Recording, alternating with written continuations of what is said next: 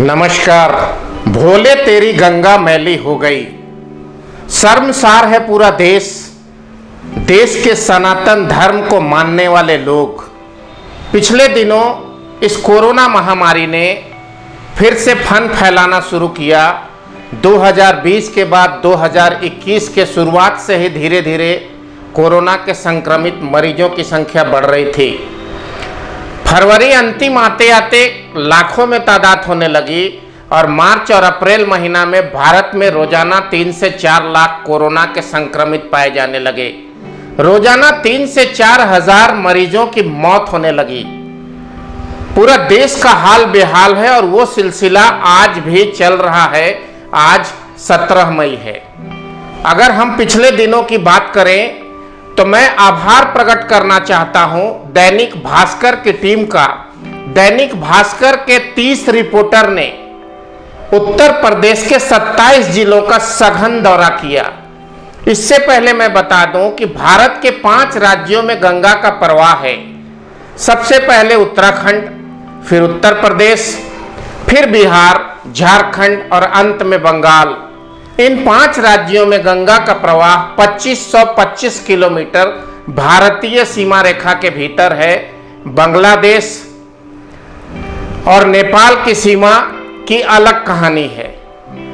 बिहार और उत्तर प्रदेश का बीच का इलाका उत्तर प्रदेश से शुरू होकर सबसे अंत में बिहार राज्य में बलिया जिला, जो यूपी और बिहार को गंगा के दृष्टिकोण से विभक्त करता है। दैनिक भास्कर के 30 पत्रकारों की टीम ने 1140 किलोमीटर का दौरा शुरू किया। उत्तर प्रदेश के बिजनौर से शुरू होकर उन लोगों ने बिजनौर, मेरठ, मुजफ्फरनगर होते हुए कानपुर, प्रयागराज, बनारस और धीरे धीरे आगे बढ़ते बढ़ते उन्नाव, गाजीपुर, बलिया तक पहुंचे। इन 1140 किलोमीटर की यात्रा में उन्हें लगभग 2000 सड़े हुए 100 विक्षिप्त अवस्था में बर्बाद 100 मिले। सभी 100 हल्के मिट्टी में गाड़ दिए गए थे। गंगा में पानी का उफान जैसे बढ़ा, वो मिट्टी से 100 आकर बाहर तैरने लगे, जैसा कि आपको चित्र में दिखाया जा रहा है। क्या भारत की व्यवस्था इतनी बदहाल हो गई है कि गंगा की मिट्टी में गाड़ना पड़ रहा है? एहतियातन यदि उनको हम इस्लामिक दृष्टिकोण से भी देखें तो उनके लिए कब्रिस्तान एक जगह है, और हिंदू के दृष्टिकोण से देखें तो उनके लिए अग्नि संस्कार की व्यवस्था होनी चाहिए। क्या इन 27 जिलों का प्रशासन पूरी तरह से समाप्त हो चुका है, निष्क्रिय हो चुका है, या सफेद हाथी बनकर समाज को कुंठित कर रहा है, समाज को कोढ़ बना रहा है? हम शर्मसार हैं। भारत के यशस्वी प्रधानमंत्री जी का नारा है, मां गंगा ने हमें बुलाया है।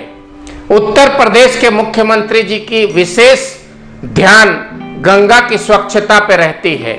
आज आखिर ऐसी कौन सी परिस्थिति पैदा हो गई जब 2000 से ज्यादा लाशों को गंगा में सड़ने के लिए फेंक दिया गया?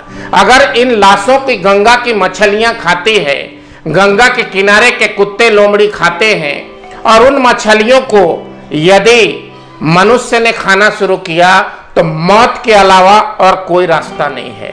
कोरोना से भी भयंकर संक्रमण इन लाशों से फैलेगा और पता नहीं क्या होगा, ईश्वर जाने। मेरा कहना सिर्फ यही है कि क्या भारत की व्यवस्था इतनी बिगड़ चुकी है कि 2000 लाशों को हम अग्नि में जला नहीं पा रहे हैं, अग्नि के लिए लकड़ी इकट्ठा नहीं पा रहे हैं, या फिर गैस संयंत्र लगाकर उन शवों की अंतिम संस्कार नहीं कर पा रहे हैं?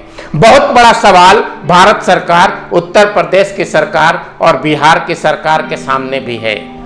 जनता ये चाह रही है कि जिंदगी में उसने जो कुछ भी संघर्ष किया है, अकाल मृत्यु हुई है कोरोना को लेकर के, और अंतिम संस्कार भी यदि उसकी सदगति उसके शरीर की नहीं हो पा रही है, तो हमारे समाज के लिए इससे बड़ी बेइज्जती और इससे बड़ी शर्मसार कर देने वाली कोई घटना नहीं है।